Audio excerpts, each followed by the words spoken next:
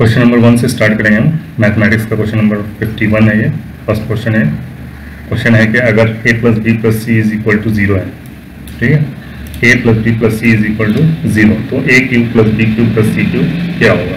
ठीक है, एक तो ये तरीका है कि आप a प्लस बी, ठीक है, a प्लस बी को रखें इज इक्वल टू माइनस सी कर दें इसको, फिर दोनों साइड में क्यूब करें, ठीक है।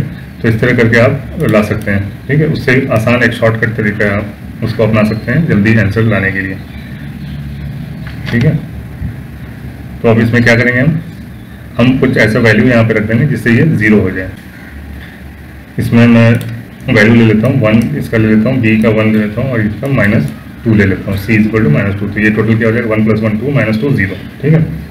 तो अब इसी वैल्यू को मैं यहाँ पे पुट करता हूँ, ठीक है। तो क्या हो जाएगा 1 का क्यूब 1 + 1 और ये माइनस का 8, तो क्या आ जाएगा माइनस का 6, ठीक है। इसका वैल्यू आ जाएगा माइनस का 6। अब यही तीनों वैल्यू, तीनों ए बी सी के जगह रख के हमको चेक कर लेना है चारों में से किसका वैल्यू -6 आता है, ठीक है, वही होगा आंसर, ठीक है। a इंटू बी इंटू सी करेंगे तो क्या हो जाएगा 2 × 2 × 2 -2 इसका आंसर आएगा, ठीक है। इसका क्या आएगा c का a इंटू बी यानी 1 × 1 1 और माइनस का 2, तो 1 - 2 -1, ठीक है।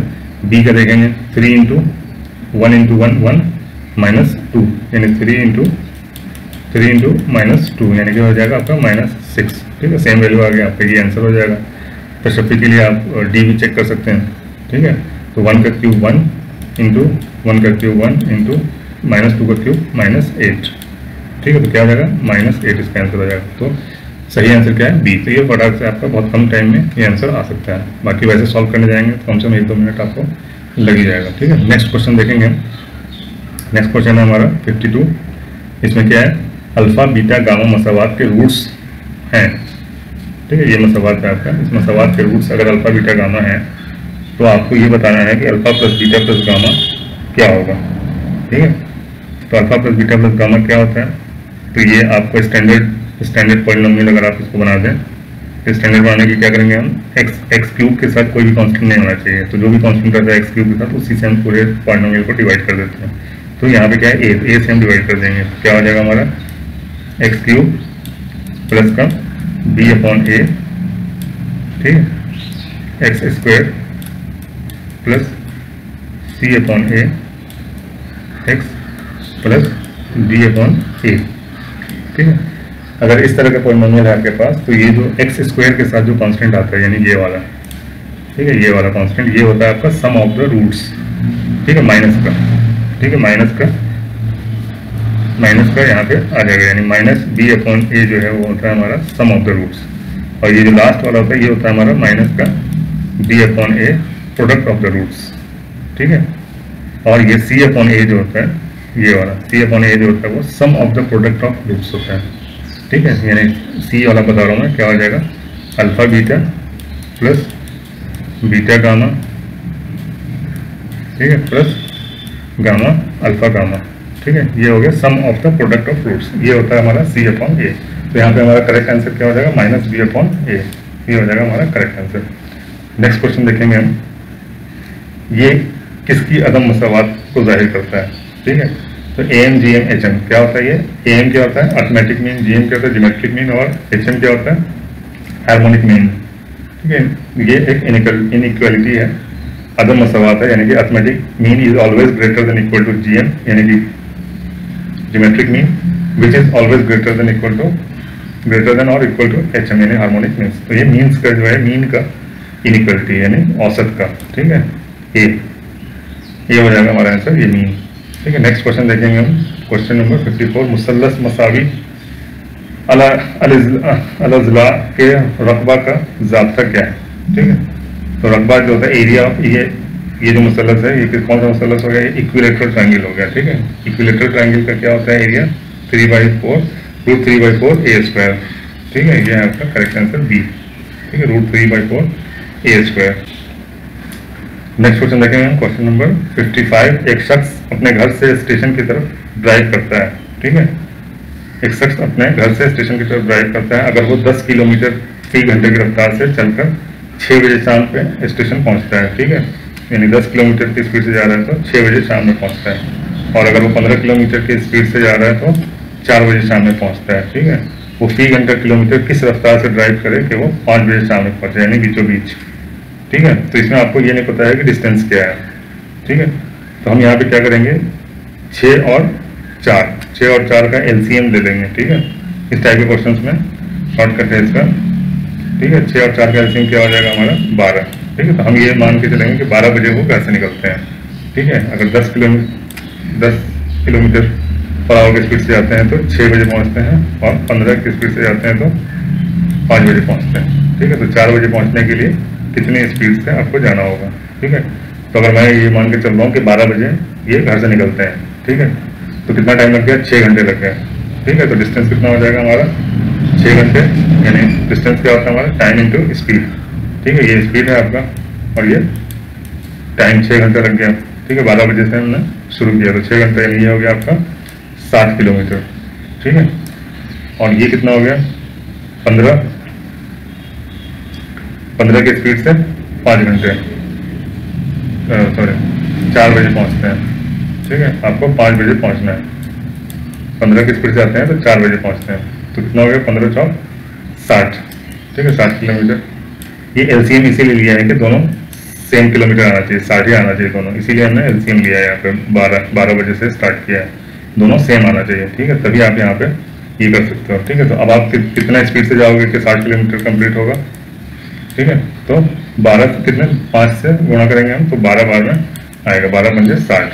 ठीक है, तो 12 की स्पीड से जाएंगे तो हमारा 4 बजे तो 5 बजे स्टेशन पहुंच जाएंगे। क्वेश्चन नंबर 56, अगर 27 धातु गोलों को जिनका निष्फ पतन आर हो पिघलाया जाए।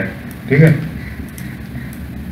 निष्फ कतर, ये निष्फ कतर क्या होता है, रेडियस। ठीक है, आर रेडियस आर है, यानी ये छोटे छोटे बॉल्स हैं इसके धातु के, यानी कि लोहे के बॉल्स हैं, गोले हैं, यानी कि जो बेरिंग में देखा में गोले होते हैं छोटे छोटे, वो हैं जिसका रेडियस आर है। ठीक है, तो ऐसे 27 यानी 27 वैसे गोले लेकर, स्फीयर लेकर आप उसको पिघला देंगे तो जो बड़ा गोला बनेगा, ठीक है, छोटे छोटे गोले लिया उसको पिघला के एक बड़ा गोला लिया। ठीक है, तो इसका जो रेडियस है वो आर।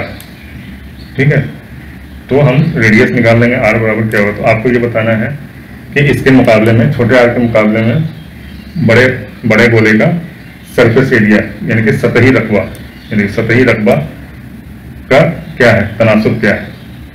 ठीक है, तनासुब क्या होगा।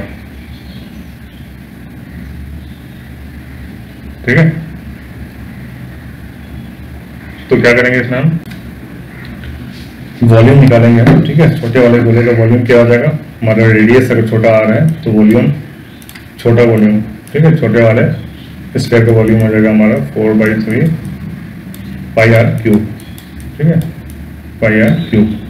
अभी इस टाइप के कितने गोले हैं, 27 गोले को पिघला के हमें एक बड़ा गोला बनाना है, तो वॉल्यूम क्या हो जाता है, वॉल्यूम हमारा मल्टीप्लाई हो जाता है, यानी 2 गोले होंगे तो 2 गुना हो जाएगा वॉल्यूम। तो यहाँ पे 27 गोले हैं तो 27 गुना वॉल्यूम हो जाएगा, यानी ये न्यू। ठीक है, नए वॉल्यूम कितना हो जाएगा हमारा इस आर के हिसाब से, तो 4/3 ठीक है पाई आर क्यूब वैसे ही रहेगा इंटू 27 हो जाएगा, यानी 27 गुना ज़्यादा वॉल्यूम होगा। ठीक है, तो इसको हम सॉल्व करेंगे तो कितना हो जाएगा, 3 9 27, 9 से कट जाएगा, 9 4 36। ठीक है, 36 पाई आर क्यूब। ठीक है, ये है 36। अभी ये न्यू वॉल्यूम है, न्यू वॉल्यूम का आर, ये कैपिटल आर बता रहे हैं। ठीक है, बड़ा कब्र का आर हासिल किया जाए तो बड़े कब्र का सतही रकबा धातु, तो अभी हम सतही रकबा नहीं निकाल रहे हैं, अभी हम वॉल्यूम निकाल रहे हैं इसका। ठीक है, तो फाइनली क्या हो जाएगा हमारा, बड़े वाले गोले का क्या हो जाएगा हमारा वॉल्यूम, ये तो छोटे गोले के हिसाब से हो गया। ठीक है, बड़े गोले का कैपिटल आर हम देंगे तो सेम फॉर्मूला लगेगा 4/3 ठीक है पाई कैपिटल आर क्यूब। ठीक है, कैपिटल आर क्यूब। ठीक है, तो अब हमें यहाँ से क्या निकालना होगा, कैपिटल आर हमें पता करना है यहाँ से। ठीक है, कैपिटल आर पता कर लेंगे तो हमें सतही रकबा निकाल सकते हैं। ठीक है, सतही रकबा क्यों हम ऐसा कर रहे हैं, वॉल्यूम से क्यों निकाल रहे हैं, हम सतही रकबे से डायरेक्ट भी तो कर सकते थे, तो नहीं है, क्योंकि सतही रकबा जो है वो 27 गुना नहीं होगा। क्या नहीं होगा, सतही रकबा जो है यानी सरफेस एरिया जो है वो 27 गुना नहीं होगा। 27 गोले को अगर पिघला के हम एक बड़ा गोला बनाएंगे तो जो सतही रकबा एक गोले का होगा उसका 27 गुना उस बड़े गोले का नहीं होगा, ठीक है, लेकिन वॉल्यूम जो होगा वो 27 गुना होगा, इसलिए हम वॉल्यूम के थ्रू ये कैपिटल आर निकाल रहे हैं, ठीक है। तो कैपिटल आर बराबर क्या हो जाएगा हमारा, ये देखिए 4 से 4 9 36, ठीक है, कट करेंगे हम, पाई से पाई कट जाएगा, तो आर क्यूब जो है हमारा, R cube is equal to हो जाएगा, ये 3 जाएगा इधर तो मल्टीप्लाई हो जाएगा दूसरे साइड में, ऊपर है क्या है, यहाँ पे क्या है 4 9 है यहाँ पे, ठीक है, 9 आर क्यूब है, तो 9 3 27 आर क्यूब हो गया, तो आर क्यूब बराबर कितना हो गया 27 आर क्यूब, ठीक है, इसका हम इस्तेमाल करेंगे। अभी अब देखेंगे हम सरफेस एरिया क्या होता है, ठीक है, सरफेस एरिया ऑफ स्फीयर, ठीक है, स्फीयर का सरफेस एरिया होता है हमारा पाई आर 4 पाई आर क्यूब, ठीक है, 4 पाई आर क्यूब होता है हमारा सरफेस एरिया। तो सरफेस एरिया हम देखेंगे किसके बीच का पूछा है, ये किसके बीच का, ठीक है, तो बड़े कुर्रे का सतही रकबा धाती गोले के सतही रकबे से की तनासुब में क्या होगा, ठीक है, यानी कि छोटे गोले से बड़ा गोला कितना बड़ा है, ठीक है, तो छोटे वाले का हम ऊपर रख देंगे 4 पाई आर क्यूब, और बड़े गोले का हम रख देंगे, ये है 4 पाई कैपिटल आर क्यूब, ठीक है, ये हमारा रेशियो हो गया। तो रेशियो कब पता चलेगा, जब ये दोनों आर सेम होगा तभी पता चलेगा, तो 4 पाई से तो 4 पाई ये हट ही जाएगा, ठीक है, ये आर क्यूब है, और ये कैपिटल आर क्यूब बराबर हमने यहाँ से निकाला था, कितना है 27 आर क्यूब, तो ये बराबर हो जाएगा आर क्यूब, और कैपिटल आर क्यूब की जगह पे हम लिख देंगे 27 आर क्यूब, ठीक है, तो आर क्यूब कट गया, तो कितना आ गया, ऊपर 1 आ गया, ठीक है, तो 1:27 हमारा आंसर आ गया, ये है आपका आंसर डी। क्वेश्चन देखेंगे हम, क्वेश्चन नंबर 57, ठीक है, मैट्राइसिस का मौजूद कौन है, ठीक है, मैट्राइसिस का मौजूद कौन है, तो ये है हमारे मैट्राइसिस का इन्होंने किया था अर्थर कैले ने, ठीक है, मैट्राइसिस की शुरुआत अर्थर कैले ने की थी, ठीक है। नेक्स्ट क्वेश्चन देखेंगे हम 58, शुमारियात का बाबा आदम किसे माना जाता है, यानी शुमारियात हम बोलते हैं स्टैटिस्टिक्स को, ठीक है, स्टैट्स को बोलते हैं हम शुमारियात, इनके बाबा आदम यानी फादर ऑफ स्टैट्स किसे कहते हैं, तो R.A. फिशर हैं, इनको हम फादर ऑफ स्टैटिस्टिक्स कहते हैं, ठीक है। नेक्स्ट क्वेश्चन देखेंगे हम 3 - 2x⁵ के फैलाव का दूसरा रुकन क्या है, ठीक है, इसके पहले पॉलिनोमियल का एक्सपेंशन है ये, तो इसमें क्या करते हैं आपको पता ही होगा, नहीं पता तो मैं बताता हूँ आपको। जो फर्स्ट है ये वाला, पहला वाला जो है, इसका हम करते हैं 3⁴, ठीक है, इसको जितना हमारा पावर होता है इस पर, इस पावर पर डिपेंड होता है सब कुछ, ठीक है। तो 5 है तो 5 से स्टार्ट होता है, पहला रुकन जो होगा उस पर उसका पावर 5 होगा, दूसरा रुकन 1 कम होता जाएगा, तो दूसरे रुकन पे हमारा पावर 4 हो जाएगा, ठीक है, और दूसरा है हमारा 2x, ठीक है, -2x, इसका पावर शुरू होता है 0 से और 5 तक जाता है, ठीक है, तो 0 पहले रुकन का पावर हो जाएगा 0, दूसरे रुकन का हो जाएगा 1, ठीक है।